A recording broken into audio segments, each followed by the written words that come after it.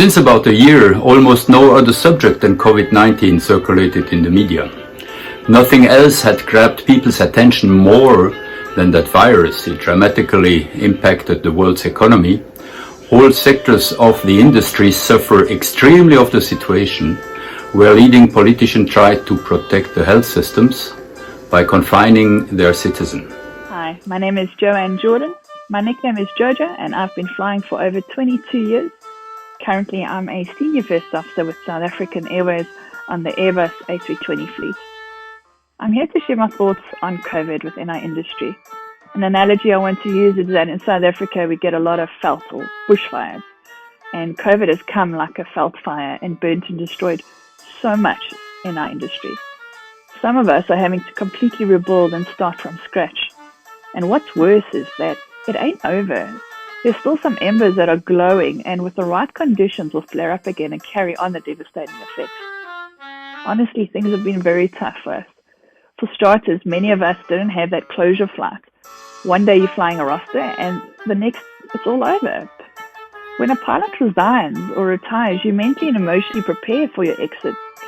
But many of us didn't get that with COVID. It was like a surgical strike. And with that shock came that reality check.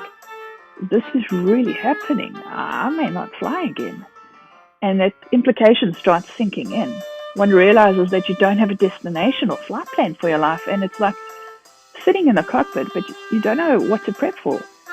Are you going to London? Are you going to Cape Town? And if you don't know where you're going, you can't do much. Dear colleagues, 2020 has been a tough year for so many of us. My name is YASMIN. I'm German and live here in Belgium since 2011. I flew as a captain for Ryanair for several years and stopped flying in 2016 when our son was born. My husband in those days flew for Hainan Airlines, Dreamliner, and he was made redundant beginning of the year.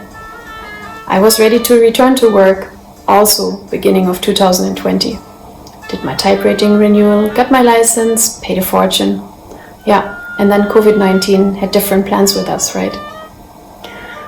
Because we're pilots with years of training dealing with emergencies all the time, we start this internal checklist. Step 1, finances. Check reserves. Go into long-range cruise mode. Cut costs everywhere. Step 2, update CV.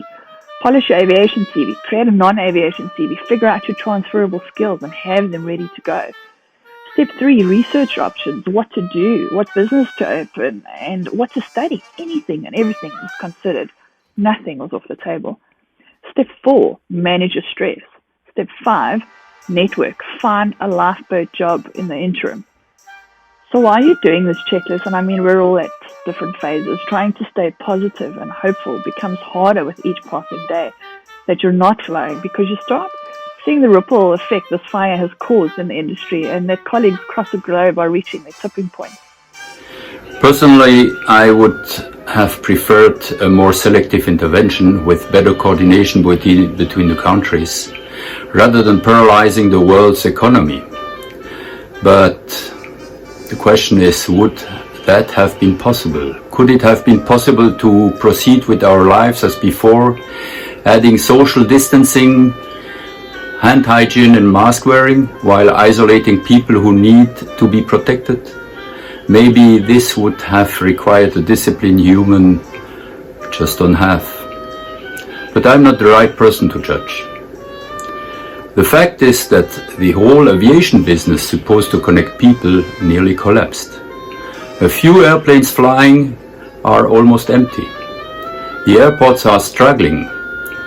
Of course, the states are helping out, but sometimes with loans with pretty high interest rates to be refunded in quite short time. As a pilot, instructor and examiner in a large aviation group in Western Europe, I try to give my contribution for a restart in hopefully not too distant future. I heard that after World War II that this is what it was like for pilots when they weren't needed anymore. And it was heartbreaking to know that this is happening in my lifetime. But then on the other hand, you start seeing people's resilience and rebuilding at rapid rates with opportunities rising in so many areas that these little shrubs were breaking through the burnt fields, and you realize that it's a lot of good that's starting to happen and reveal itself. This fire has been in some cases a catalyst in so many areas, forcing our industry to think outside the box, spend more time with family, take stock of their lives, and it's brought about opportunities that would never have been there before. For me, it took 3 months for my body clock to adjust, and I could finally sleep through the night. I wasn't living out of a suitcase. I could join groups, which I've never been able to do. I applied for an MBA master's degree, which was cut in a third of the price as a COVID special, so I grabbed it. So, what to do? 2 pilots in a household, and we are not able to produce any income. That's really a tough situation. Maybe some of you can relate to that. So, luckily I found a solution for myself, and I have an online business now which operates in 50 countries. My husband is working for a friend who has a boat company. Of course, he's not producing the same income that he used to have, but at least social security is covered, which is also important, right? Additionally, to keep my social security, I applied for a job in a software company. They were looking for a German native speaker, a person who is stress resistant, who can work in a fast-paced, changing environment, and who is a team player. Thanks to my skills as a pilot, I was able to apply for that position. So never underestimate yourself, never underrate yourself. Yes, on one side we can only, as pilot, fly an aircraft, but we have so many other skills, or so many skills accumulated because of this profession. So a lot of good has come from this fire, and that's what I'm going to focus on. I never thought I'd fly again. So updating my CV, one day I received an opportunity to apply for a job at a low-cost airline here, right in South Africa, at my home base. And I was super excited, very nervous, because I haven't flown in over 7 months. I wasn't flying fit, and I haven't flown a Boeing in over 3 years. And I have to do a 3-phase interview.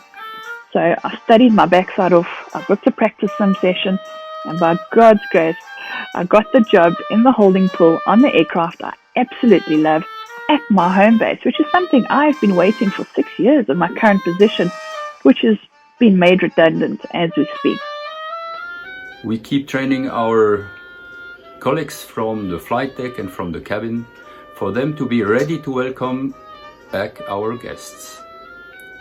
The expected vaccination campaign on the one hand and a probably group immunization on the other hand will hopefully bring our passenger back on board. Those are hard times. We have to get through it. I'm convinced that there will be a rebirth. I wouldn't be surprised if the demand on qualified flying personnel will rise again. It is just a matter of time.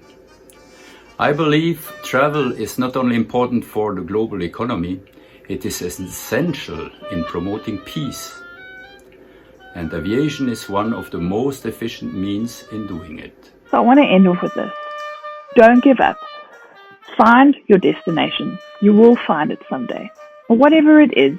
And once you do, you can start finding a flight plane, get prepped and fueled and ready to go.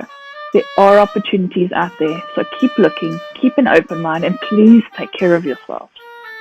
Blessings to you all. Regards, Jojo. So, crisis is always opportunity.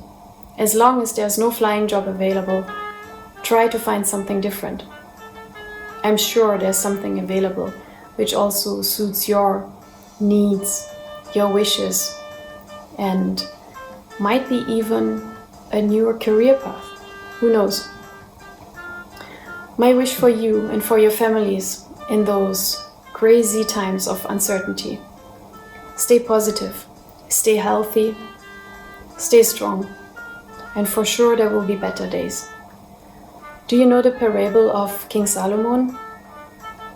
This too shall pass. And this is my wish for you. So all the best. Merry Christmas to you and to your families from mine. Bye bye.